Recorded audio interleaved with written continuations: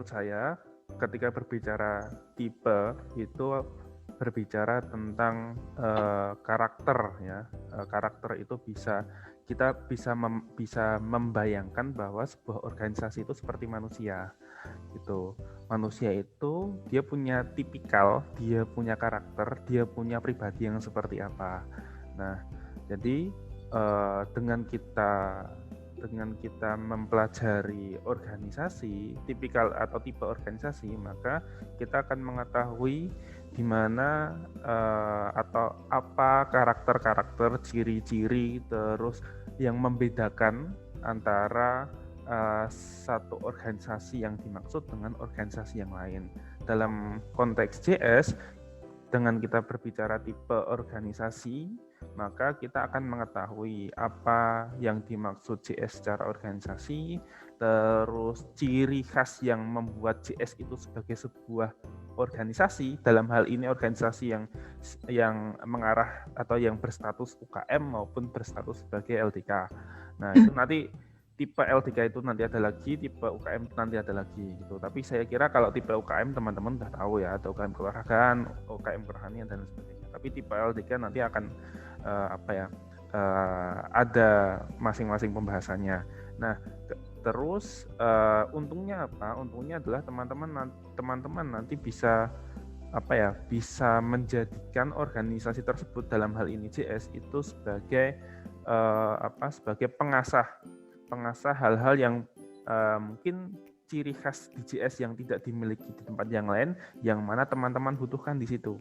Itu ketika teman-teman berada di organisasi yang lain atau berada di luar JS, teman-teman tidak mendapatkannya, tetapi ketika di JS teman-teman mendapatkannya. Nah, kemudian ketika berbicara tentang struktur, maka teman-teman akan berbicara tentang sistem.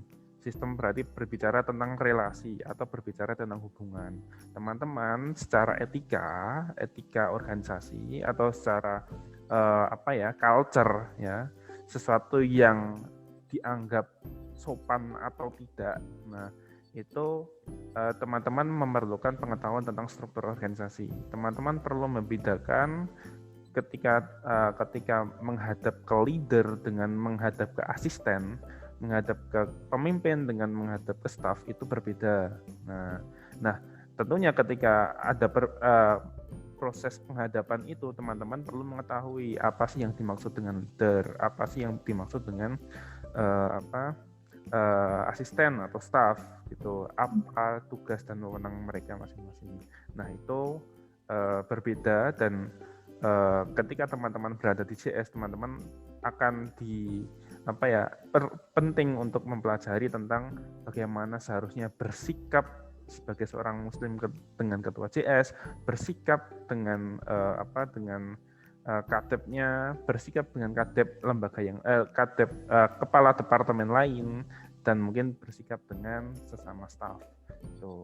Nah itu pentingnya saya kira seperti itu. Nanti ketika tipe itu akan menguntungkan teman-teman untuk mencari kebutuhan yang teman-teman tidak bisa dapatkan, atau mencari hal-hal yang teman-teman tidak dapatkan di organisasi lain atau di tempat lain. Sementara struktur itu akan teman-teman akan untung, atau teman-teman bisa mendapatkan pengetahuan tentang bagaimana pada akhirnya bersikap dengan leader atau dengan atasan maupun dengan bawahan, yang itu nanti di dunia kerja di dunia kerja nanti setelah kuliah itu akan sangat penting untuk diimplementasikan dalam kehidupan sehari-hari. Yang kedua tentunya adalah di dunia metafisika yang dalam yang kita ketahui tentang pahala dan dosa. Nah itu teman-teman akan mengetahui mana yang baik dan mana yang buruk, mana yang sopan dan mana yang nggak sopan, yang itu nanti akan bisa pada akhirnya menambah pahala ke teman-teman. Saya kira itu yang bisa saya sampaikan.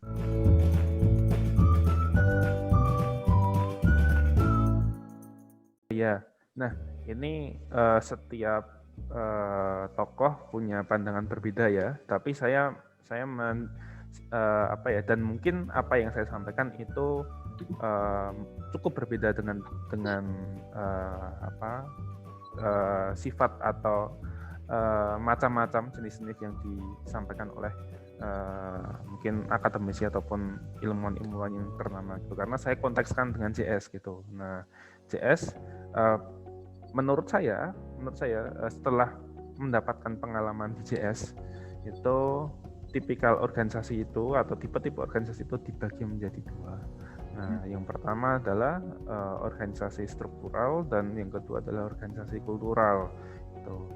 Nah, apa yang membedakan kedua tipikal tersebut adalah pertama adalah culture yang membentuk di sana, membuat saya, kamu, kita itu menjadi pribadi yang seperti apa.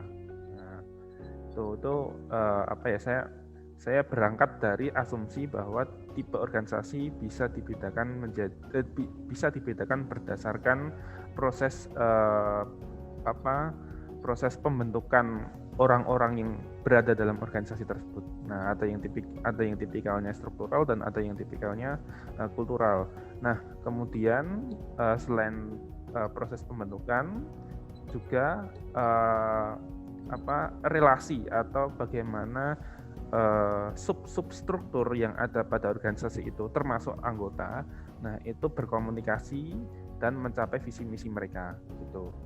Ada yang tipikalnya struktural dan ada yang tipikalnya kultural. Nah, struktural ini bisa saya sampaikan bahwa ciri khas atau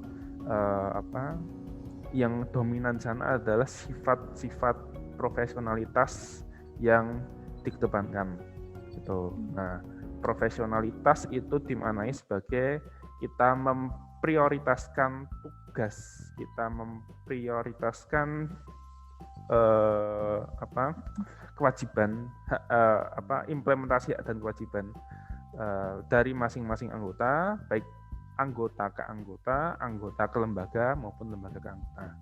Nah, itu tipikalnya seperti itu. Jadi tekstual, ketika berbicara tentang struktural berarti dia orientasinya profesional, dan profesionalitas itu dimulai atau memiliki fondasi pada hal-hal yang sifatnya tekstual. Jadi apa yang sudah disepakati, apa yang sudah dituliskan itu menjadi kesepakatan bersama yang tidak diperkenankan untuk dilanggar. Nah, itu yang pertama. Terus yang kedua adalah kultural. Nah, kultural itu berarti orientasinya adalah berkaitan dengan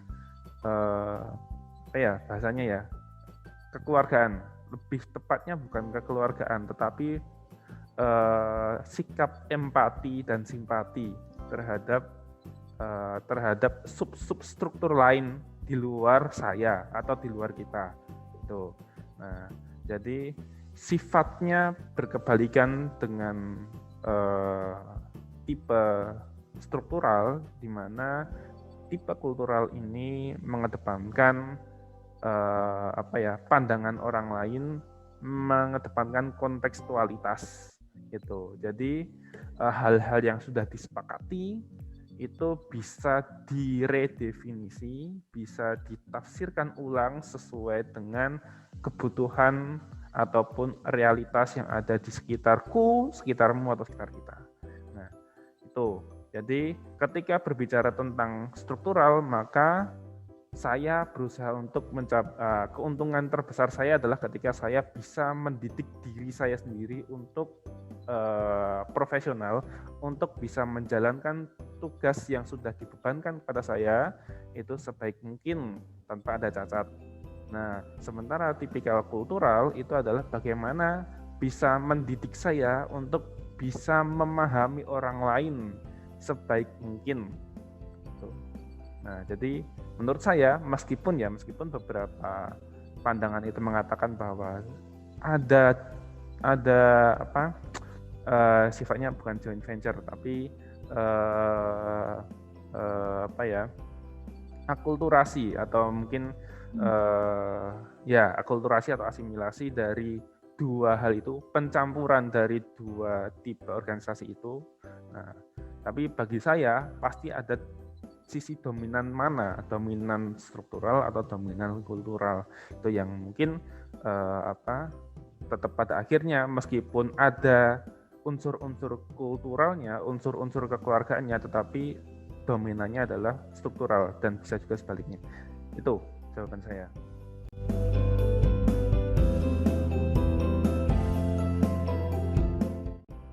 Oh ya, ini pertanyaan yang sangat sulit nih. Gimana ya? Saya tidak bisa menjawab. Nah, kenapa saya tidak bisa menjawab? Karena ada pergantian tipe pada saat sebelum saya dan sebelum saya dan Mas Aldi tahun 2015 dengan 2016 dan dengan 2017. Tuh, saya mendefinisikan itu. Jadi 2015 dan 2017 yang kental terlihat itu adalah tipe struktural gitu, dan itu juga diamini oleh teman-teman yang lain. Nah, banyak teman-teman mengamini bahwa tipe JS yang struktural itu lebih bisa berjalan dengan baik gitu. Nah, berdasarkan tahun 2015 dan tahun 2017 yang mana memang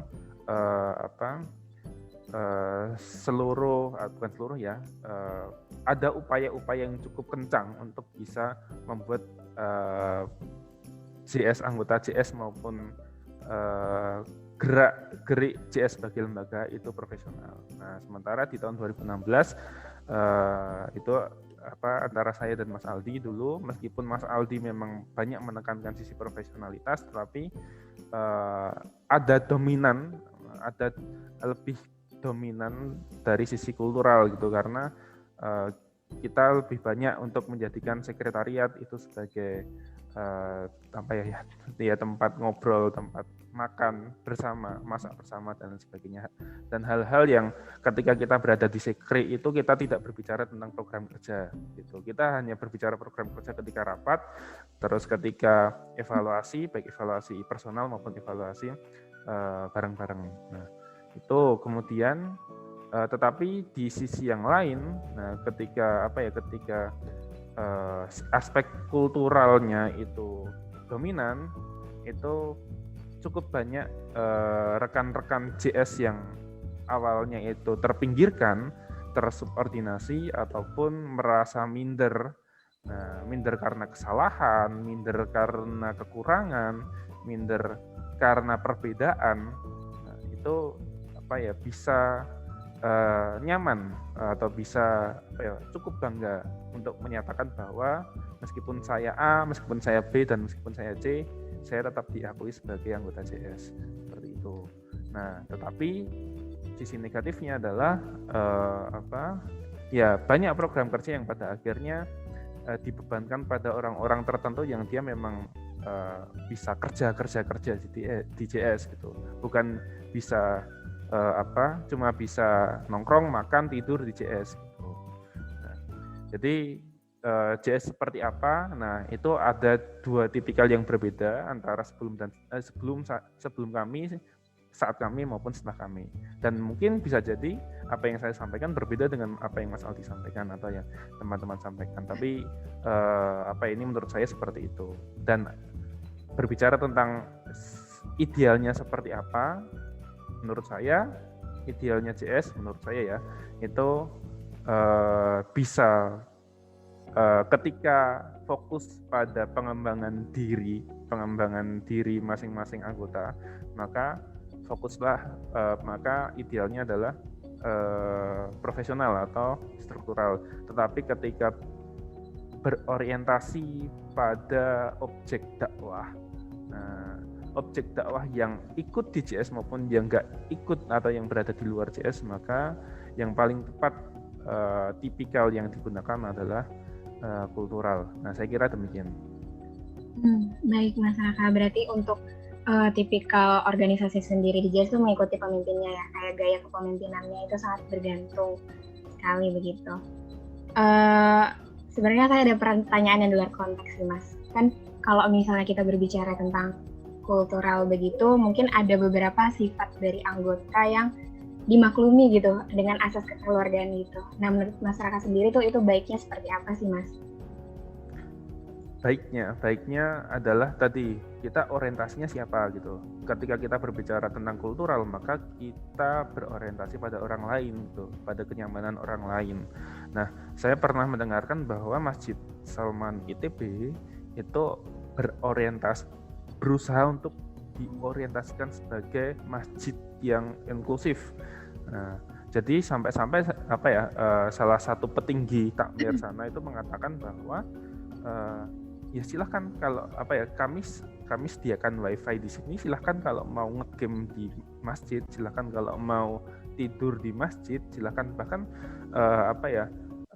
ketika melakukan atau ketika melakukan hal-hal yang mungkin sampai pada hal-hal yang buruk gitu kan, mungkin di masjid ngerjain tugas tapi kholwat gitu kan, berduaan atau bertigaan atau campur baur gitu. Nah, itu tidak masalah. Kenapa? Karena berdasarkan statement dari takmir tersebut bahwa pada akhirnya orang-orang yang berada di masjid, orang-orang yang auratnya terbuka, terus orang-orang yang makan di masjid, orang-orang yang tidur, orang-orang yang nge-game di masjid, menggunakan fasilitas masjid. Nah, ketika azan mereka akan malu untuk nggak sholat gitu. Nah, orang-orang yang ketika di luar masjid itu nggak malu untuk nggak sholat. Nah, ketika dia melakukannya di masjid, dia akan malu ketika sudah azan tapi nggak sholat. Nah, sama halnya dengan JS. Nah, ketika orientasinya kultural atau ketika orientasinya pada kekeluargaan, maka secara otomatis apapun dimaklumi gitu. Saya bisa bilang tidak ada batasan makluman. Kita yang tahu itu kita yang tahu atau kita yang sudah paham tentang mana yang baik dan mana yang buruk, itu akan lebih banyak membesarkan hati, berusaha bersabar terhadap kekurangan, kesalahan ataupun perbedaan yang terlihat dari orang lain gitu. Karena kita mengasumsikan bahwa kita di satu sisi kita berusaha untuk kita punya tugas untuk dakwah itu ya pelan-pelan. Nah, tapi di sisi yang lain kita perlu tahu bahwa bisa jadi dia atau yang bersangkutan yang berbeda dengan kita, yang punya kesalahan lebih dari kita atau yang punya kekurangan lebih dari kita. Nah, itu nggak bisa langsung ditegur atau suatu hal yang secara frontal seperti itu. Jadi saya berikan kesimpulan, orang-orang yang berbeda dengan kita, yang dalam pandangan kita memiliki kekurangan ataupun kesalahan, yang bisa kita lakukan adalah memberikan contoh yang baik. Nah, sama halnya ketika saya pernah punya salah satu anggota dari mungkin beberapa tahun di bawah saya, ketika saya sama Mas Aldi mengurusi JS, itu dia mengatakan bahwa Mas, saya baru nggak mau sholat. Oke, nah ya sudah. Yang penting kalau bisa ketika nggak mau sholat, sampean tetap di sini gitu. Nah, saya doakan supaya saya berharap mungkin kedepannya ketika kamu nggak malu untuk tetap di Sekire meskipun nggak sholat, kamu akan setengah hati saya itu bilang bahwa oke, nggak apa-apa kamu sholat, tapi setengah hati saya tetap berusaha untuk membuat kamu betah di sini dan berharap dengan kamu betah di sini kamu bisa berubah gitu. Nah, saya tidak akan bilang apa-apa, tidak akan menegur apa-apa gitu. Nah, itu yang bisa saya.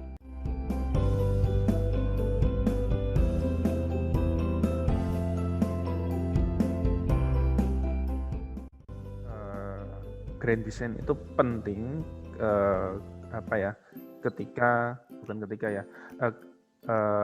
sangat penting jika jamaah Salahuddin itu berorientasi pada profesionalitas. Nah, tetapi pun ketika orientasinya pada kultural, bukan berarti grand design itu nggak penting gitu. Karena pada akhirnya hal-hal yang kita lakukan itu butuh perencanaan gitu. Dan ingat, jamaah Salahuddin itu adalah sebuah lembaga yang punya struktur gitu. Jadi ketika teman-teman bergerak itu nggak bisa kalau sendirian. Oleh karena itu perlu grand design.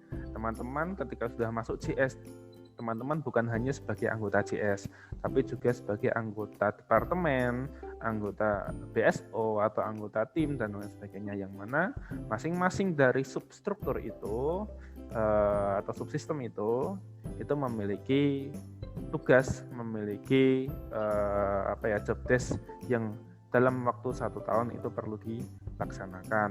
Nah, dan satu lagi ingat bahwa visi Jamaah Saladin itu mengandung diksi lembaga kemahasiswaan terbaik. Nah, sudah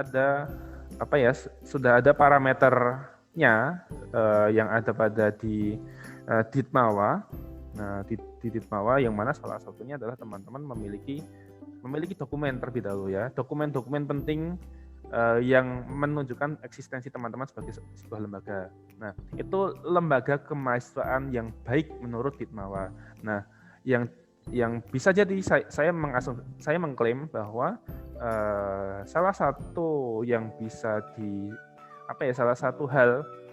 pencapaian yang bisa membuat JS itu berhak mendapatkan titel lembaga kemahasiswaan terbaik adalah ketika teman-teman sudah punya berkas-berkas penting yang sesuai dengan Ditmawa, mulai dari PKO, mulai dari sampai pada grand design itu. Nah, sampai hal-hal yang sudah menjadi kesepakatan awal, itu tidak hanya dibuat tapi juga dilaksanakan secara optimal gitu. Jadi sesuai dengan sesuai dengan firman yang disampaikan dalam surat As-Saff ayat 2-3, nah, bahwa apa yang sudah kamu katakan itu harus kamu jalankan gitu. Karena kita meyakini bahwa Allah Subhanahu wa taala itu tidak menyukai orang-orang yang hanya pandai ngomong saja gitu. Hanya pandai merencanakan saja tapi praktiknya enggak sesuai dengan berjalan sesuai dengan rencana atau bahkan tidak dijalankan. Jadi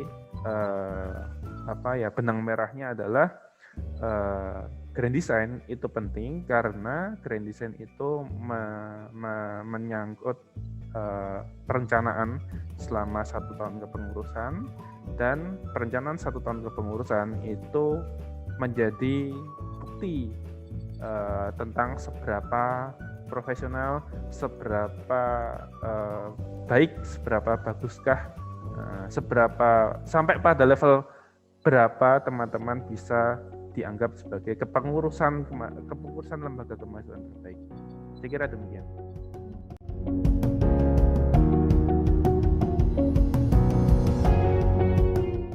Coba untuk sistematis ya, JS sudah punya Renstra. Pertama, grand design harus manut Renstra. Renstranya ngomong apa, grand design harus manut gitu. Harus manut sampai mana? Nah, tergantung format Renstranya seperti apa.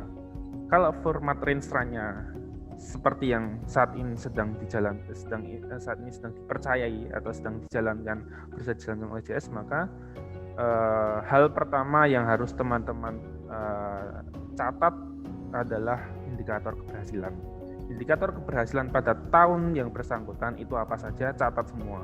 Nah, indikator keberhasilannya seperti apa itu? Berarti saya menyarankan supaya supaya proses pembuatan grand design-nya itu sifatnya bottom up gitu. Nah, kenapa? Karena untuk memudahkan teman-teman gitu. Memang idealnya itu top down. Top down itu teman-teman riset kebutuhan dari objek dakwah, riset realitas dari internal lembaga dakwah gitu. Jadi apa yang kita bisa bilang bahwa mulai dari identifikasi masalah, rumusan masalah, terus sampai analisis SWOT, terus analisis SWOT nanti terus alternatif penyelesaian dulu, terus SWOT, habis itu terus pemilihan kira-kira penyelesaian mana berdasarkan SWOT itu, penyelesaian mana yang relevan, terus pada akhirnya muncul tema atau muncul judul atau muncul tujuan kepengurusan gitu. Nah, itu tetapi karena sudah punya Renstra, maka kita atau teman-teman saya menyarankan untuk berbasis pada Renstra. Jadi teman-teman mengidentifikasi masalahnya itu enggak general, tapi sudah sudah berkaitan dengan poin-poin Rinstra tuh. Nah, jadi poin-poin indikator Rinstra itu yang paling bottom ya, karena itu kan sudah nanti menyangkut ke kegiatan apa saja terus indikatornya apa. Nah, kita teman-teman menjadikan indikator itu ditarik ke belakang sampai pada akhirnya indikator keberhasilan itu jadikan sebagai salah satu faktor yang menentukan identifikasi masalah. Nah, jadi ketika contohnya indikator keberhasilan adalah membuat sekolah riset. Nah, berarti teman-teman ketika mengidentifikasi masalah kaitkan dengan tema-tema risetnya, tema-tema berkaitan dengan riset gitu. Risetnya JS bermasalah enggak? Gitu. Nah, terus aplikasi atau bagian dari mana saja dalam proses riset itu, proses perencanaan, terus pelaksanaan maupun monitoring riset itu yang bermasalah, mana yang belum. Gitu. Nah, nanti jadi hal-hal atau dari indikator keberhasilan itu ditarik masing-masing itu ditarik tarik kata kuncinya, terus diidentifikasi kira-kira masing-masing dari kata kunci itu tuh realisasinya itu bermasalah enggak. Tuh. Nah, terus ketika sudah identifikasi masalah, terus baru nanti sama seperti teman-teman membuat desain kegiatan. Tuh. Jadi identifikasi masalah, habis diidentifikasi terus dibuat bukan rumusan. Kalau dulu saya batasan masalah gitu. Nah, jadi mana masalah-masalah kunci yang mungkin bisa dilaksanakan, mana yang bisa dianggap ini sebagai akar masalah. Terus habis batasan masalah atau akar masalah itu terus dirumuskan dalam bentuk pertanyaan, dicari alternatif penyelesaiannya, dan sampai nanti pada aspek kegiatan. Nah, saya kira demikian.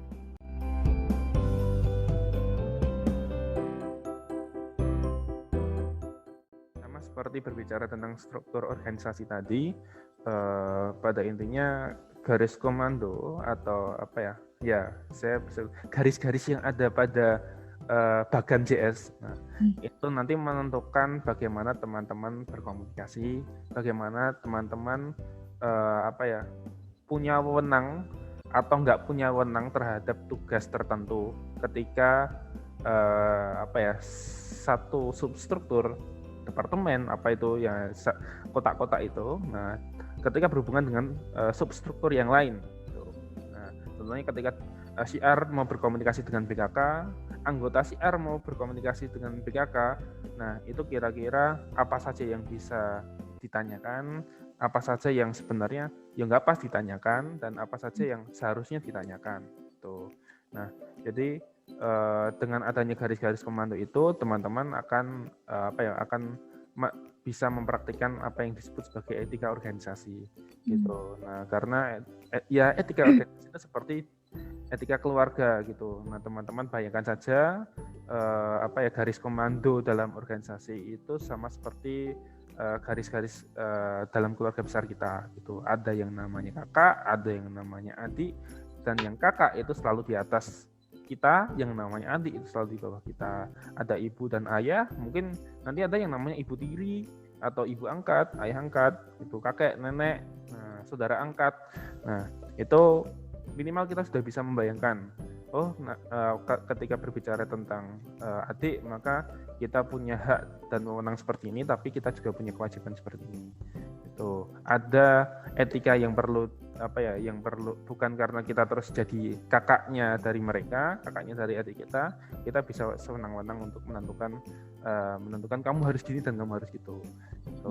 Nah, terus saya izin untuk sedikit menyampaikan tentang bentuk atau organogram JS itu sendiri, yang mana saya kira hal-hal yang sifatnya penting yang menguasai hajat hidup banyak anggota itu diletakkan di atas departemen atau di atas substruktur yang fokus pada kegiatan-kegiatan apa ya, kegiatan-kegiatan ya, kegiatan dakwah gitu, atau kegiatan-kegiatan, membuat kegiatan-kegiatan gitu.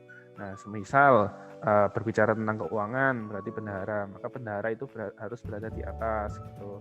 Nah, terus bendahara kira-kira ada anggota enggak gitu. Nah, kalau nggak ada anggota berarti tidak masalah bendahara berada di atas BKK gitu, karena BKK pada akhirnya kalau ngomongin keuangan selalu nanti mengarah ke bendahara, dan nggak bisa sewenang-wenang BKK menentukan harus keluar 1 juta, harus keluar 2 juta gitu. Kalau memang seperti itu, struktur komandonya bahwa BKK punya wewenang, punya hak untuk mengatur keuangan, maka ya berarti BKK berada di atas bendahara. Nah, terus kira-kira gimana berkait dengan BSO? Nah, BSO itu garis komandonya berada seperti departemen kah atau seperti bendahara kah? Itu perlu dibedakan. Nah, kira-kira mana yang otonom dari BSO tersebut dan mana yang dependent atau tergantung dengan CS dari BSO tersebut gitu. Nah, yang otonom itu berarti bisa di atas, contohnya kalau otonom berkaitan dengan keuangan, maka bisa berada di atas bendahara. Tetapi ketika nggak otonom dengan bendahara, maka dia harus berada di bawah garis komandonya berada di bawah bendahara gitu. Jadi tidak semua BSO itu bisa memiliki satu komando. Itu mungkin salah satu kesalahan pada waktu kepengurusan saya. Dikarenakan ya semua BSO kita pukul rata itu berada di bawah, di atas sekum gitu. Nah, jadi BSO itu bukan saya, pada waktu itu saya yang jadi sekum, bukan saya yang ngatur gitu. Nah, saya hanya ngatur yang berada di pembagiannya adalah nanti BSO, Dosya, terus GMMK itu langsung ke Mas Aldi, sementara saya mengatur yang lain. Termasuk juga ada tim waktu itu yang belum diatur dalam TKO. Nah, itu sih yang saya ingat. Nah. Oke Mas, berarti dengan adanya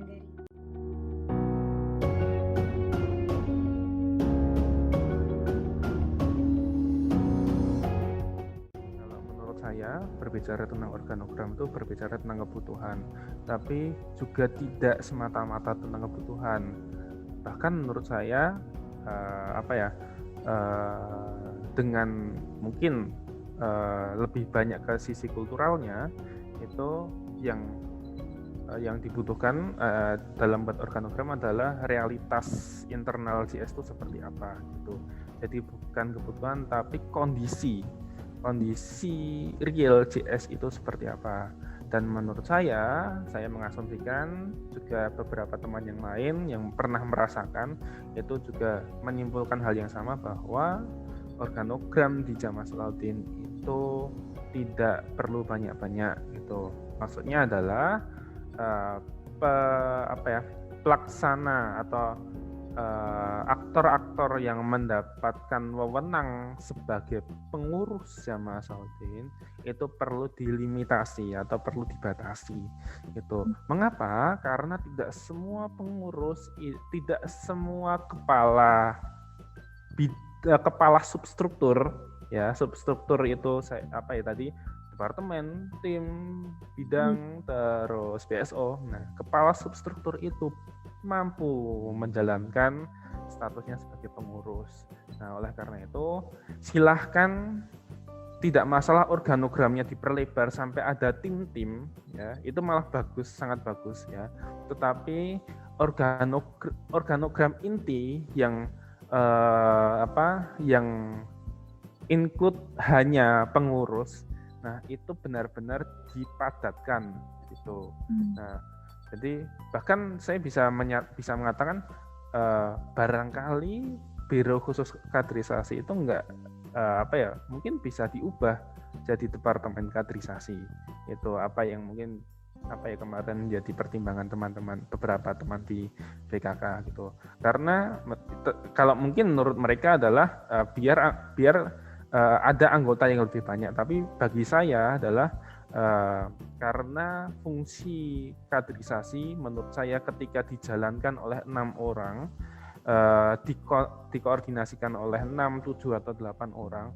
Nah, itu pertama nggak efisien, terus yang kedua terjadi karena banyaknya perbedaan pendapat dan perbedaan orientasi, maka banyak sekali keputusan-keputusan yang tidak bisa disepakati gitu. Nah, oleh karena itu pada akhirnya kalau saya memutuskan bahwa pengurus itu punya peran penting karena bukan hanya sebagai kepala substruktur yang memiliki wewenang menjalankan program kerja, tetapi mereka juga punya tugas untuk mengurusi JS gitu. Jadi meskipun dia sebagai kadep kastrat, kadep kemusliman, nah sekarang nggak ada ya, nah itu atau kadep substruktur, kepala substruktur, tapi dia juga punya tugas untuk bisa menjawab pertanyaan-pertanyaan yang di luar dari kegiatannya, di luar dari program kerjanya gitu. Jadi ketika ada kumpul darurat, rapat darurat membahas tentang ada kritikan ke JS atau ada force mayor yang mungkin sekretariat ketolongan, ada yang nyolong di sekre, terus mungkin ada isu-isu atau antara anggota yang yang berafiliasi atau yang berlatar belakang A dengan yang berlatar belakang B mungkin saling membenci. Nah, itu kadep atau kepala substruktur itu harus punya kemampuan untuk menangani itu. Jadi nggak semua dibebankan ke ketua. Itu menurut saya. Nah, jadi pertama-tama selain dari kebutuhan JS, menurut saya yang paling penting adalah kondisi real di JS terlebih dahulu. Nah, yang membuat menurut saya perlu ada diferensiasi organogram inti dan organogram keseluruhan. Nah, organogram inti itu yang berisi hanya yang berstatus pengurus saja, dan organogram keseluruhan itu ya ada yang mungkin jadi ketua komunitas sepeda Salahuddin, ketua komunitas pendaki gunung, ketua komunitas apa, itu bisa langsung dituliskan di situ, nggak masalah gitu, karena itu bisa membuat orang-orang lain ya minimal lah tebar pesona lah ke lembaga-lembaga yang lain, meskipun itu nanti di musyawarah tengah tahun atau di musyawarah kerja itu nanti bisa disampaikan berkaitan dengan ini ada anggota yang masuk pada organogram ini. Nah, dengan status seperti ini harapannya bisa dipertanggungjawabkan. Oke.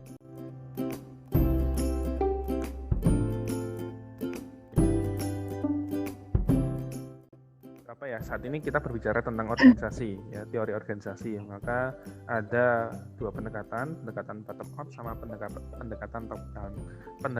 Saya mulai dari pendekatan top down. Pendekatan top down itu dari visi. Nah, visi JS apa? Berkontribusi untuk mencetak intelektual muslim. Berarti kata kuncinya adalah kita ini, kalian ini, anggota-anggota ini itu gimana caranya, piye carane bisa jadi intelektual muslim.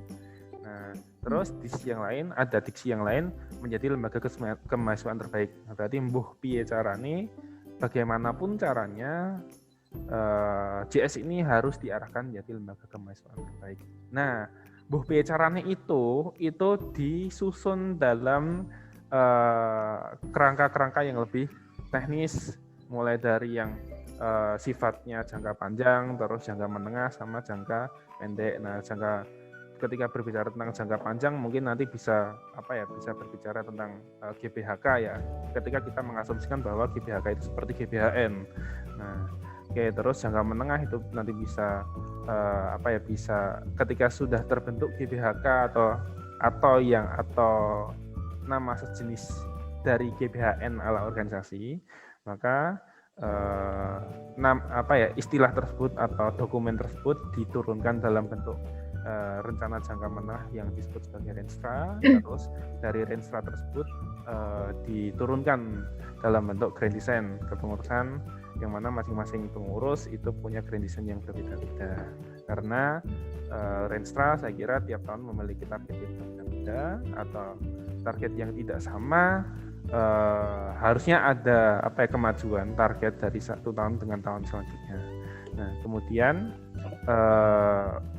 sampai pada indikator keberhasilan. Jadi kita ketika berbicara tentang top down berarti kita berbicara pada yang paling tinggi itu yang sampai final countdown-nya. Nah, itu berarti tentang visi JS, karena setelah visi JS, ketika visi JS sudah sudah terlaksana, maka JS bubar pun nggak masalah. Nah, karena itu visi JS itu menjadi kunci untuk melahirkan atau untuk membuat tujuan-tujuan, rencana-rencana yang ada pada di struktur atau di yang berada di bawahnya. Nah, berkebalikan dengan bottom up. Nah, menurut saya pendekatan bottom up itu mulai dari kondisi real. Nah, mulai dari saat ini. Nah, kondisi saat ini itu JS seperti apa? Terus dari kondisi saat ini mengidentifikasi masalah, terus ya sama seperti membuat grand design gitu. Nah, identifikasi masalah, terus habis itu dikerucutkan dalam akar masalah, terus dibuat pertanyaan dalam rumusan masalah, dijawab melalui alternatif penyelesaian, dan dari alternatif penyelesaian itu coba dicari dengan pendekatan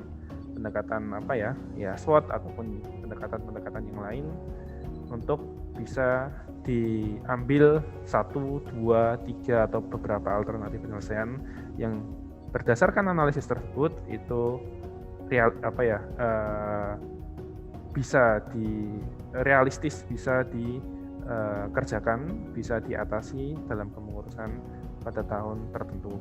Itu. Nah, jadi bottom up itu berdasar kondisi saat ini, berdasar ya saat ini kita berdiri di mana, dan dari posisi kita di mana kita bisa menentukan kita akan melangkah ke mana.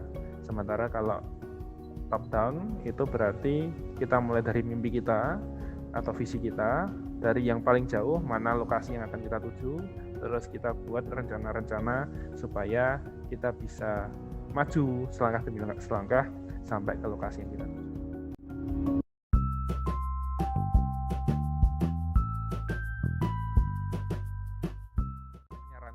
Saya menyarankan dan karena sudah ada Renstra, sudah ada visi dan Renstra, maka JS seharusnya, dan kemarin pun juga demikian, dari pengalaman pun memperlihatkan, menyuratkan bahwa JS itu menggunakan pendekatan top down, gitu, bahwa JS menjadikan visinya berkaitan dengan intelektual muslim maupun dengan lembaga kemahasiswaan terbaik itu menjadi patokan dalam berkegiatan, berkegiatan sampai pada hal-hal teknis. Jadi berbeda dengan bottom up yang meniadakan atau mengesampingkan tujuan, tapi lebih banyak pengorbanan yang dilakukan untuk tadi ke arah visi misi JS itu.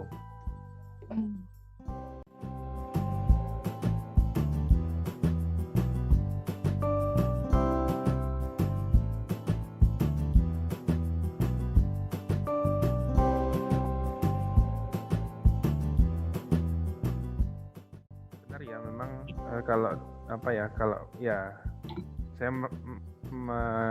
saya mengatakan kalau lebih mudah memang untuk memberikan batasan-batasan terkait dengan apa sih yang perlu dilakukan pengurus dan apa sih yang perlu dilakukan anggota gitu. Karena pada akhirnya sebuah substruktur tersebut tadi ya, yang dimaksud masing-masing substruktur itu kan memiliki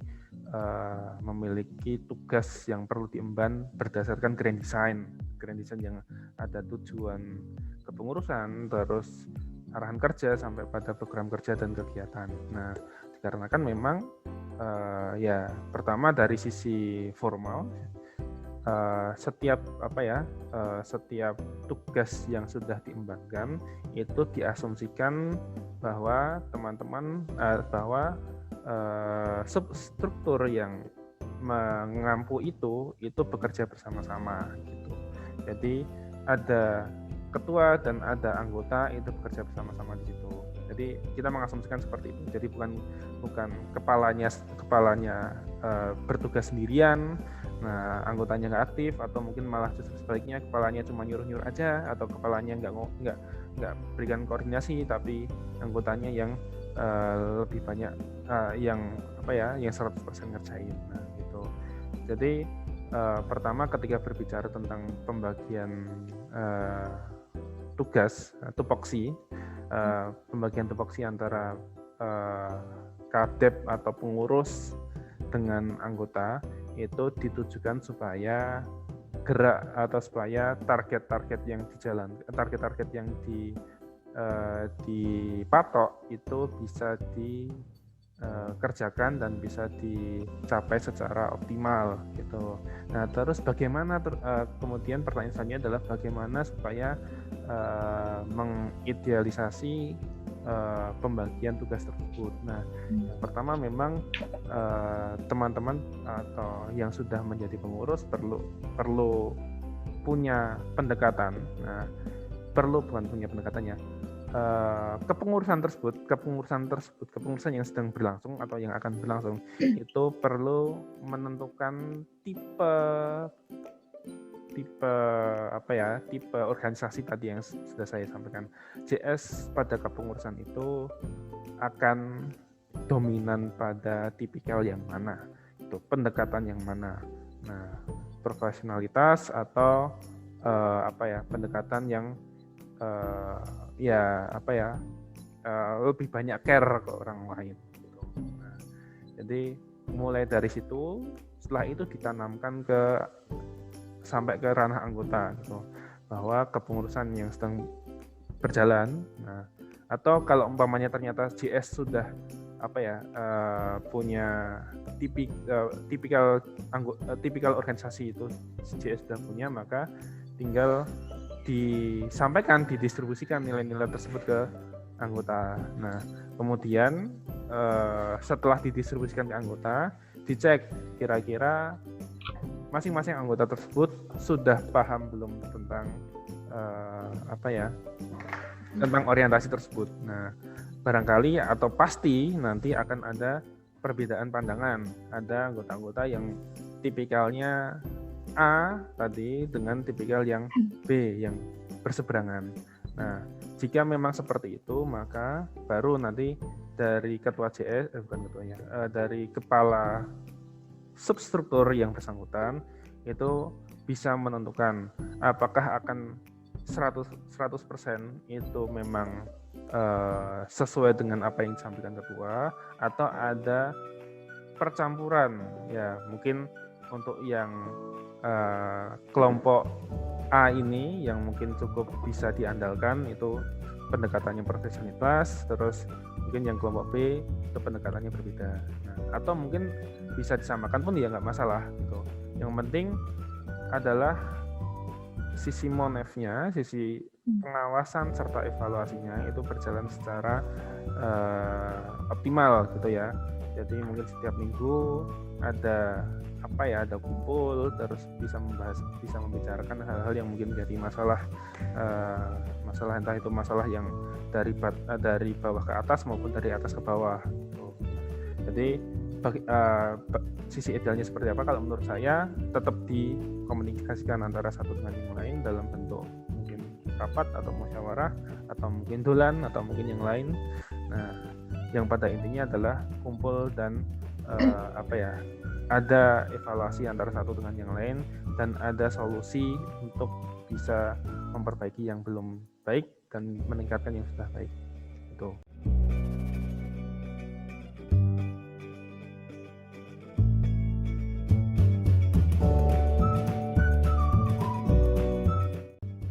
Oke, kalau menurut saya ya, pada intinya adalah bagaimana supaya semakin banyak yang mengevaluasi, menurut saya itu akan semakin bagus gitu.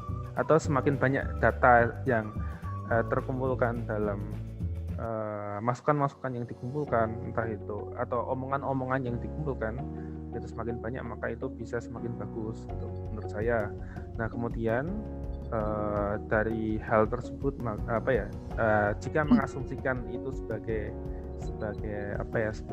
langkah atau sebagai jalan atau sebagai nilai dalam proses Monef, maka tinggal berbicara tentang teknis bagaimana supaya proses penjaringan proses evaluasi itu bisa mendapatkan banyak data. Nah, kalau kita berbicara tentang evaluasi dari kegiatan-kegiatan ataupun dari gerak kerja dari lembaga itu sendiri. Nah, kemudian kalau berbicara tentang monitoring ya, kalau evaluasi tadi ya, bagaimana supaya kita bisa banyak data yang masuk dan bisa dijalankan secara berkala. Kemudian kalau berbicara tentang monitoring, maka berarti dari top manajemennya, dari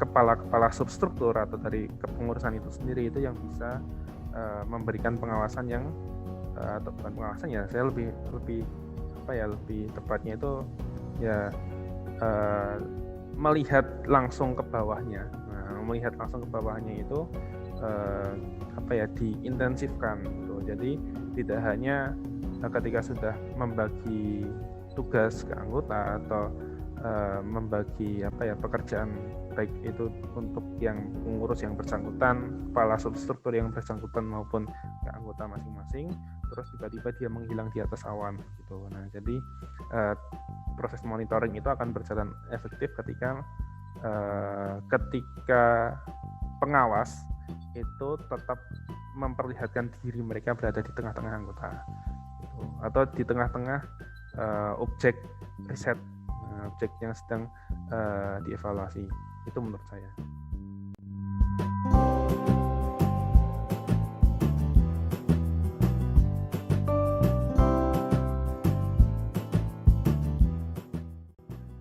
Saya kira kalau berbicara tentang SOP mungkin tekstual saja ya, biar lebih mudah. Jadi sudah ada formatnya kan. Nah, format yang mungkin saat ini juga format yang formal, mulai dari siapa yang bertanggung jawab, terus kapan waktu dimulai efektif, kapan waktu efektif dimulainya SOP tersebut, sampai pada hal-hal teknis berupa tugas-tugas atau hal-hal yang perlu dilakukan. Nah, itu menurut saya langsung bisa disesuaikan dengan format yang ada. Nah, kemudian tinggal dibedakan mana hal-hal yang perlu di SOP-kan, mana yang nggak perlu di SOP-kan. Nah, itu menurut saya kebutuhan dari masing-masing kepengurusan itu berbeda-beda gitu. Karena apa? Karena permasalahan dari masing-masing kepengurusan itu juga berbeda. Nah, dengan berdasarkan asumsi tersebut, maka yang perlu dilakukan dalam memilah mana yang perlu di SOP-kan dan mana yang tidak perlu, itu menggunakan penelitian sederhana, menjaring opini dari anggota maupun dari pengurus sendiri. Bahkan bisa jadi ketika pengurus mengatakan bahwa nggak perlu ada SOP rapat, nggak perlu ada SOP, atau mungkin anggota itu nggak perlu mengatakan nggak perlu ada SOP piket, maka ya sudah, berarti memang tidak penting SOP tersebut gitu.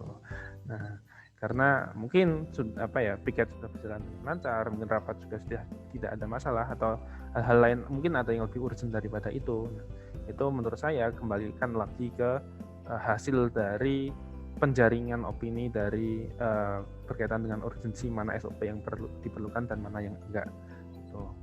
Itu sih menurut saya. Oke.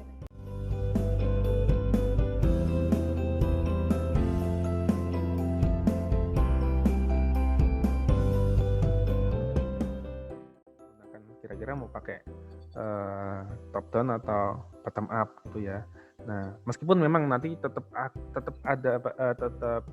menjadikan visi bukan misi ya, visi JS itu sebagai patokan utama. Tapi setelah visi, nah teman-teman akan membuat renstra itu berdasarkan kondisi real atau kondisi ideal 5 tahun ke depan. Tuh.